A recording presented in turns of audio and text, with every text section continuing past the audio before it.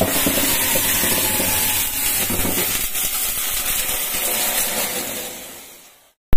friends, welcome back to my channel Lakshmi's Blog.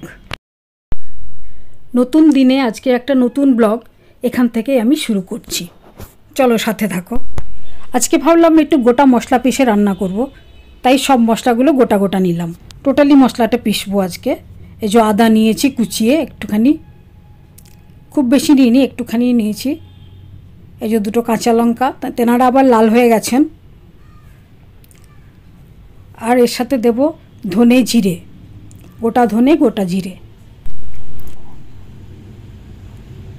এই যে জিরেটাও দিয়ে নিলাম, সবগুলো দিয়ে এবার একটুখানি হালকা জল দিয়ে মশলাটাকে পিষে নেবো ভালো করে। ফিরে আসছি পেশার পর। কড়াইটা গরম করে তেলটা দিতে গিয়েই হলো বিপদ। আর কিছু বলতে পারছি না আমি, দেখো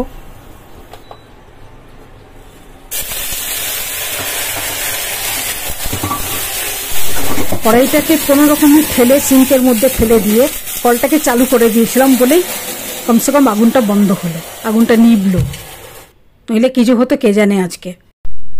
আজকের দিনটাই হয়তো জীবনের শেষ দিন হয়ে যেত। প্রচণ্ড ভয় পেয়ে গেছিলাম। তারপর কিছুক্ষণ পরে আবার এসে রান্নাটা শুরু করলাম। রান্না তো করতে হবে। আর আমি ইন্ডাকশন জ্বালাইনি, এবার আমি গ্যাসেই করেছি। বেশি কিছু করার ছিল না, ডিমের ঝোল ছিল, চাটনি বানানোর ছিল। এই যে ডিমটা ভেজে নিলাম একটুখানি খোসা ছাড়িয়ে নিয়ে। বাকি সেদ্ধটা আগে করে রেখেছিলাম, তাই আদারওয়াইজ হতো কিনা কে জানে। এখনও ধাতস্থ হতে পারিনি, বুকের ভেতরটা এখনও ধরাস ধরাস করছে। তেলের মধ্যে 5 ফোড়ন ও একটু পেঁয়াজ দিয়ে, দুটো ছোট ছোট পেঁয়াজ ছিল, পেঁয়াজটা দিয়ে একটু হালকা করে ভেজে নিলাম। একটু চিনি দিয়েছিলাম যাতে রংটা তাড়াতাড়ি হয়ে যায়। এই যে ডিম আলুগুলো ছাড়িয়ে রেখে দিয়েছি একসাথে। একটুখানি চিনি দিলাম যাতে রংটা তাড়াতাড়ি চেঞ্জ হয়ে যায়। এরপরে একটুখানি পেঁয়াজটা ভালো করে ভেজে নিয়ে মশলাটা দেব।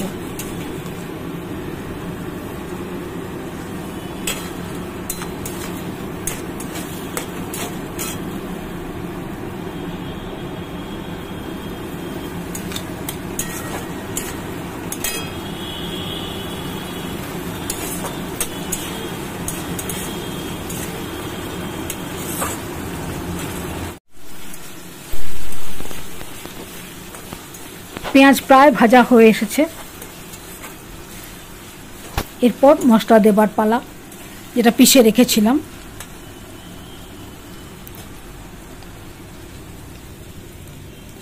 এই যে একটু জল দিয়েছি, ওটা ধুয়ে, অনেকখানি লেগেছিল তো চাটনির একটার মধ্যে, সেটাকে একটু ধুয়ে তারপর দিয়ে দিলাম। এটাকেও কিছুক্ষণ ভেজে নেব যাতে মশলার গন্ধটা চলে যায়, সুগন্ধ বেরোয় তেল ছাড়া অবধি।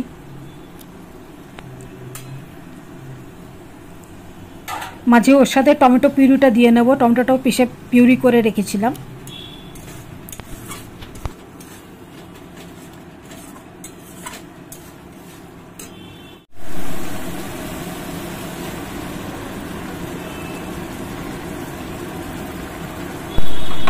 এবার সমস্ত মশলাটাকে টমেটোর সহিত বেশ কিছুক্ষণ ভাজতে হবে, যতক্ষণ না তেল ছেড়ে আসে। আবার পুরো সুন্দর করে ভাজা হয়ে গেলে তারপর আলুগুলো দিয়ে একটু ভেজে নেব।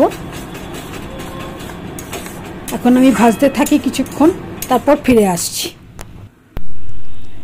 এখনও আমার গলা আটকে যাচ্ছে, ভয় লাগছে এখনও। মশলাটা প্রায় ভাজা হয়ে এসেছে। ওর মধ্যে একটু হলুদও দিয়ে দিলাম, একটু লাল লঙ্কাও দিয়ে দিলাম, কাশ্মীরি মির্চ। আমি এমনি লাল লঙ্কা গুঁড়ো খাই না, যেটা ঝাল। নুন দিলাম। এরপরেও একটু ভেজে নেব, কারণ নুন একটু জল ছাড়াবে। আজ আমি রান্না করছি একেবারে কম্পিত হস্তে, হাত পা কাঁপছে আমার এখনো।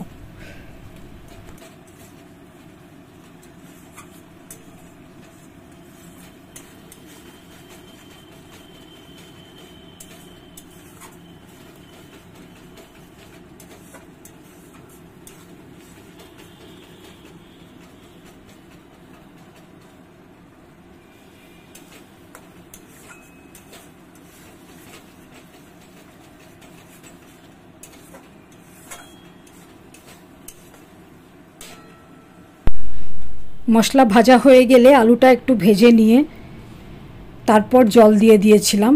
জলটা ফুটে এলে ডিমটা দিয়েছি, মাঝে আর ভিডিও করিনি। এই যে সব দেওয়া হয়ে গেছে, এটা একটু বেশি ভালো করে ফুটে গেলে নামিয়ে দেবো। জল একটু বেশি দিয়েছি কারণ আমি ঝোলটা পাতলা করব, ঘন ঝোল হবে না, পাতলা ঝোল হবে। এই যে ঝোল হয়ে গেছে, এবার নামিয়ে নিলাম।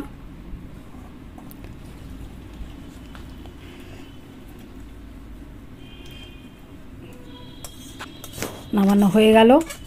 পাশে ডেকচিতে ভাত হয়ে গেছে আগেই। এবার বাকি আছে চাটনি, ওটাকে করতে হবে। কাল বাজার থেকে আম এনেছিল, আমেরই চাটনি করব আজকে।